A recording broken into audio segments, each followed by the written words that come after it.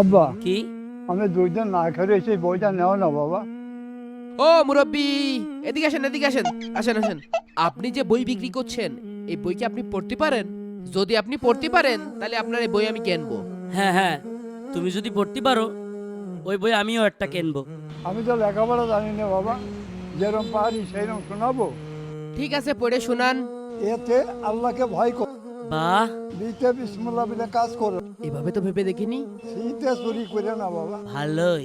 দিতে দিনের উপর চলো, ইতে ইমানের উপর অটল থাকো, এতে ফরজ আদায় করো, জিতে গুনাহের জন্য কাঁদো, চমৎকার। আইতে ইবাদত করো, যেতে জামাতে নামাজ পড়ো, মাশাআল্লাহ। কেতে কালেমা পড়ো, এনতে মোহাম্মদ সাল্লাল্লাহু আলাইহি সাল্লাম।